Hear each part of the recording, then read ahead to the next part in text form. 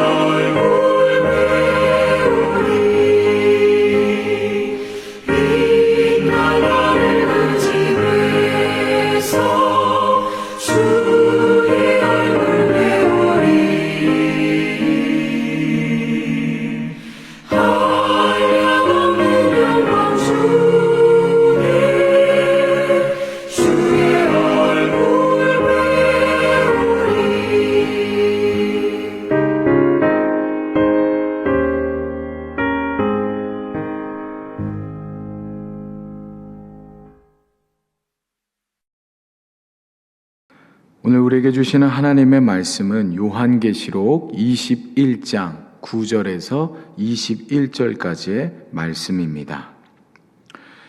7대접을 가지고 마지막 7재앙을 담은 7천사 중 하나가 나와서 내게 말하여 이르되 이리 오라, 내가 신부 곧 어린 양의 아내를 내게 보이리라 하고 성령으로 나를 데리고 크고 높은 산으로 올라가 하나님께로부터 하늘에서 내려오는 거룩한 성 예루살렘을 보이니 하나님의 영광이 있어 그 성의 빛이 지극히 귀한 보석 같고 벽옥과 수정같이 맑더라. 크고 높은 성곽이 있고 12문이 있는데 문에 12천사가 있고 그 문들 위에 이름을 썼으니 이스라엘 자손 12지파의 이름들이라. 동쪽에 세 문, 북쪽에 세 문, 남쪽에 세 문, 서쪽에 세 문이니 그 성의 성곽에는 12기초석이 있고 그 위에는 어린 양의 12사도의 12이름이 있더라. 내게 말하는 자가 그 성과 그 문들과 성곽을 측량하려고 금 갈대자를 가졌더라. 그 성은 네모가 반듯하여 길이와 너비가 같은지라. 그 갈대자로 그 성을 측량하니 12,000 스타디온이요 길이와 너비와 높이가 같더라. 그 성곽을 측량함에 144규빗이니 사람의 측량 곧 천사의 측량이라. 그 성곽은 벽옥으로 쌓였고 그 성은 정금인데 맑은 유리 같더라. 그 성의 성곽의 기초석은 각색 보석으로 꾸몄는데 첫째 기초석은 벽옥이요 둘째는 남보석이요 셋째는 옥수요 넷째는 녹보석이요 다섯째는 홍만호요 여섯째는 홍보석이요 일곱째는 황옥이요 여덟째는 녹옥이요 아홉째는 다망옥이요 열째는 비취옥이요 열한째는 청옥이요 열두째는 자수정이라. 그 12문은 12진주니 각 문마다 한 개의 진주로 되어 있고 성의 길은 맑은 유리 같은 정금이더라. 아멘. 이것은 우리 주님의 말씀입니다. 요한은 어제 본문에서 새 하늘과 새 땅을 환상 중에 보게 됩니다. 그리고 이어지는 오늘 본문에서는 교회의 영광을 노래하며 이 요한계시록의 대단원을 향해 나아가게 됩니다. 이 구약의 예언자들이 하나님의 백성 공동체인 이스라엘을 종종 하나님의 신부로 비유하였듯 일곱 대접의 재앙을 세상에 부었던 천사 중 하나가 신부 곧 어린 양의 아내를 요한에게 소개하고 있습니다. 그리고 요한은 성령의 능력에 따라 크고 높은 산으로 올라가 하늘에서 내려오는 거룩한 도성 예루살렘을 환상 중에 바라보고 있습니다. 이 예루살렘 성전은 주후 70년경에 이 로마군에 의해 파괴되었기에 이 계시록이 기록된 당시에는 이미 한쪽 벽만 남겨진 채 사라진 상태였습니다. 그러나 요한은 이 땅 위에 있던 그 예루살렘 성전이 아닌 하늘에 간직되었다가 이 땅 가운데 내려오게 되는 새로운 예루살렘을 환상으로 보게 되는 것입니다. 새 예루살렘은요, 기존의 예루살렘과는 비교할 수 없을 정도로 영광스러운 빛으로 충만합니다. 이 땅 위에 있는 그 예루살렘은 로마 군대에 의하여 파괴되었지만 새 예루살렘은 그 누구도 그 무엇도 위협이 되지 못합니다. 이때 요한이 보고 있는 그 하늘에 고이 간직되었다가 이 땅 가운데 내려오는 이 새 예루살렘은 하나님의 새로운 언약 백성 곧 교회를 상징합니다. 11절 이후부터는 이 새 예루살렘의 모습에 대한 보다 상세한 묘사가 등장하고 있는데요. 먼저 11절입니다. 하나님의 영광이 있어 그 성의 빛이 지극히 귀한 보석 같고 벽옥과 수정같이 맑더라.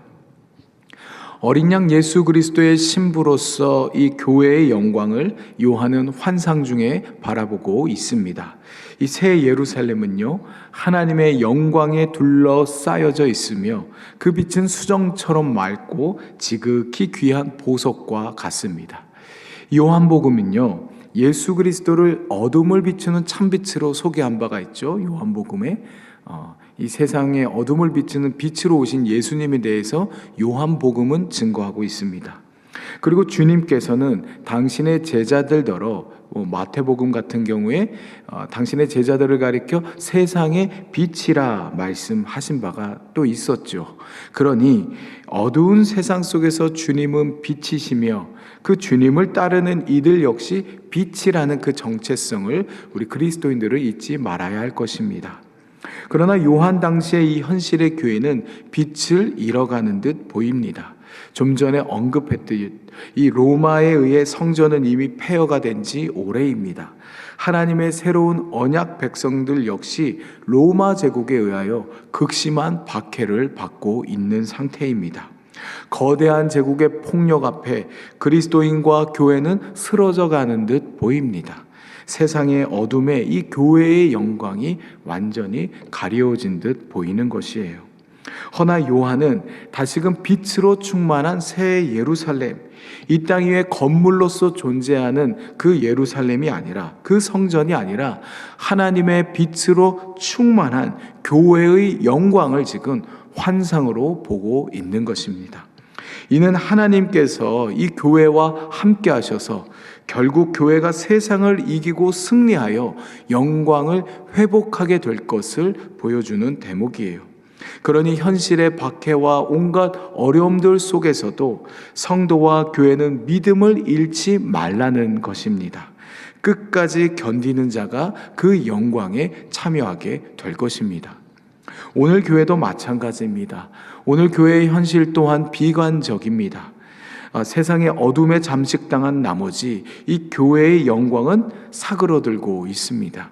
밖에 가운데 있는 성도와 교회들이 여전합니다. 제3세계 국가들이나 무슬림 국가들이나 저 가까운 우리 북한 땅에도 여전히 교회와 그리스도인들에 대한 박해가 있습니다. 허나 그것보다 더 큰 문제는요, 교회 스스로가 그 빛을 잃어가고 있다는 것이에요.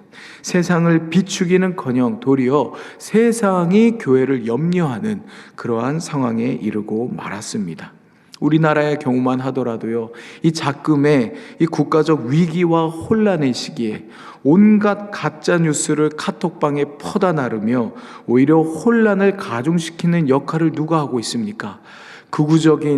아주 극우 보수적인 이데올로기에 치우친 그 교회와 성도들이 그 일을 하고 있는 것이에요. 세상을 더 어둡게 만들고 있는 것입니다. 연일 터져 나오는 그 언론 보도에 따르면 지금 이 무속신앙이 국가의 대소사를 자주하고 있는 것이 드러나고 있습니다. 이런 가운데 교회는 어디에 있으며 무엇을 하고 있습니까? 정말 때로는 참담하기까지 하죠. 그런데 요한은 이 환상처럼 이제 우리도 예수 그리스도의 신부가 된 새 예루살렘, 곧 교회가 하나님의 영광의 빛으로 둘러져 있는 것을 보게 돼요. 현실의 교회가 빛을 잃어가는 듯 보이나 교회의 미래와 그 교회의 완성은 다시금 하나님의 영광의 빛으로 충만하게 될 것입니다. 그리고 그 충만한 빛은 어두운 이 세상 구석구석을 환하게 비추게 될 것이에요. 물론 이는 저절로 되는 것이 아닙니다. 신랑 대신 예수 그리스도에 걸맞는 신부로서 거룩하게 단장하는 것은 우리의 몫이에요. 물론 우리는 또 넘어지고 실패하고 범죄할 수 있을 것입니다.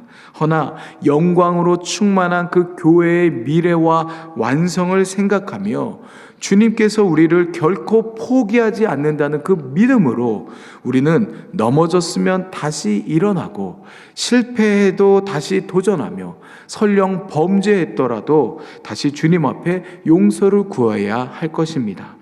이처럼 주님께 잇대어져 있는 성도와 교회는 마침내 그날이 되면 주님과 함께 영광스러운 빛을 발하게 될 것입니다. 이 요한은 영광에 둘러싸인 이 같은 새 예루살렘의 모습을 이어지는 본문들에서 보다 구체적으로 묘사하고 있어요.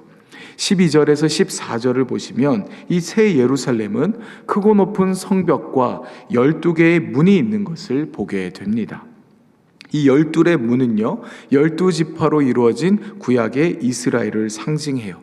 또 그 성벽에 12의 기초석이 놓여 있는데 이는 12사도로 구성된 신약의 교회를 상징합니다. 그러니 새 예루살렘, 이 영광에 둘러싸인 하나님 백성 공동체는요, 구약과 신약의 그 토대 위에 건설된다라는 것을 알 수 있습니다. 이어지는 15절에서 17절을 보시면 천사가 새 예루살렘의 그 크기를 측량하고 있는데 그 크기가 상상을 초월하죠. 이 새 예루살렘은 길이와 너비와 높이가 각각 12,000 스타디온인 정육면체의 모습을 보여주고 있어요. 이 스타디온은요, 약 200m 전후를 가리키기에 12,000 스타디온은 약 한 2,400km 전후에 해당이 됩니다. 이것은요, 그 전체 둘러해가 15km인 큰 성 바벨론, 곧 로마에 비해 아주 비교가 불가한 엄청나게 큰 규모죠. 물론 이 같은 성의 규모는요, 어떤 실제적인 문자적인 숫자라기보다는 상징적인 숫자입니다. 지금까지 그 계시록에 나오는 그 숫자들이 많은 경우에 다 상징 코드로 기록이 되었잖아요. 이 악한 성 바벨론, 곧 로마에 비해 이 새 예루살렘은 비교가 불가할 정도로 엄청난 규모를 자랑한다는 것을 의도적으로 대비시키고 있는 그런 대목인 것이죠. 또한 그간 계시록에 나온 이 용례들에 근거해 볼 때 이 숫자들은요, 역사상 구원받은 모든 하나님의 백성을 뜻한다고 볼 수 있을 것입니다. 그러니 아무리 로마가, 큰 성 바벨론이, 이 세상이 하나님의 백성들을 핍박하더라도 상대가 되지 않을 정도로 하나님의 백성들은 충만할 것이다. 그것을 요한은 지금 환상으로 보고 있는 것입니다. 16절에서 21절까지는요, 이 새 예루살렘을 이루는 재료들이 등장하는데, 특별히 19절과 20절에 나오는 그 성벽의 기초석을 이루는 이 12개의 보석은요, 이 구약의 대제사장의 흉패에 달려있는 그 보석들과 대체로 일치하다라는 것을 알 수가 있습니다.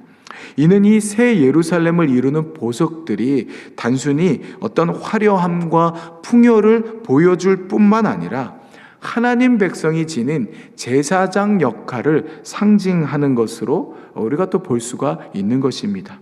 그러니 새 예루살렘에서 구원받은 모든 백성들은 제사장으로서 하나님을 예배하고 하나님을 섬기며 세상과 하나님 사이를 중재하고 연결하는 그런 역할을 하게 될 것입니다.